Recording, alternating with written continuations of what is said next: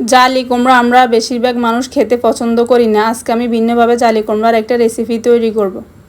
Recipe তৈরি করার জন্য আমি এখানে একটা জালি কুমড়া নিয়েছি। জালি কুমড়া আমার সম্পূর্ণটা লাগবে না, আমি এখান থেকে অর্ধেক জালি কুমড়া নিব। অর্ধেক জালি কুমড়া আমি খোসা ছাড়িয়ে ডুমো ডুমো কিউব করে কেটে নেব।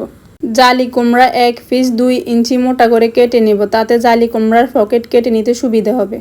এভাবে মাঝখানে হালকা কেটে পকেট করে নিতে হবে। জালি কুমড়া সম্পূর্ণ কেটে নেওয়া যাবে না, তাহলে ছিঁড়ে যাবে। জালি কুমড়া সিদ্ধ করার জন্য ফুটন্ত গরম পানিতে দিয়ে দিয়েছি সামান্য পরিমাণ লবণ। এখন জালি কুমড়া 5 মিনিট সিদ্ধ করে উঠিয়ে নেব। আমার জালি কুমড়া সিদ্ধ হয়ে গেছে, এবার আমি উঠিয়ে নেব। উঠিয়ে ঠান্ডা করে নেব। জালি কুমড়ার পকেটের ভিতর ফুর দেওয়ার জন্য এখানে আমি 3 টেবিল চামচ সাদা সরিষা, একটা রসুন, একটা পেঁয়াজ কিউব করে কেটে নিয়েছি। দিয়ে দিয়েছি 5-6টা কাঁচামরিচ, দিয়ে দিব সামান্য পরিমাণ লবণ। এতে সরিষা তিতা আর হবে না।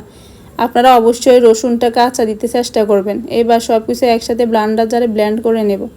আমার ব্লেন্ড করা হয়ে গেছে, এবার আমি সম্পূর্ণ পুরো রেডি করে নেব। এখানে দিয়ে দিয়েছি 3 টেবিল চামচ সরিষা বাটা, হাফ চামচ হলুদ গুঁড়া, পরিমাণ মতো লবণ, হাফ চামচ মরিচ গুঁড়া, 1 চামচ ভাজা জিরার গুঁড়া, 2 টেবিল চামচ সরিষার তেল। এবার সব কিছু একসাথে ভালোভাবে মিশিয়ে নেব। আমার মিশিয়ে নেওয়া হয়ে গেছে। এবার আমি জালি কুমড়ার পকেটের ভিতর একটা চামচ দিয়ে দিব। এভাবে আমি সবগুলো জালি কুমড়ার পকেটের ভিতর কোট করে নেব।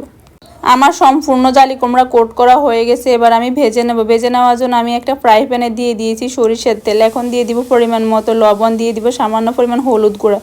এতে জালি কুমড়া ভেজে নেওয়ার সময় সুন্দর একটা কালার হবে। এবার আমি একটা একটা দিয়ে সম্পূর্ণ জালি কুমড়া ভেজে নেব।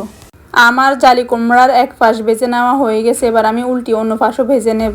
আমার সম্পূর্ণ জালি কুমড়া ভেজে নেওয়া হয়ে গেছে, এবার আমি সবগুলো জালি কুমড়া উঠিয়ে নেব। এভাবে জালি কুমড়া ভেজে কাউকে খাওয়ালে আপনি যদি না বলেন, সে বুঝতে পারবে না এটা জালি কুমড়া দিয়ে তৈরি।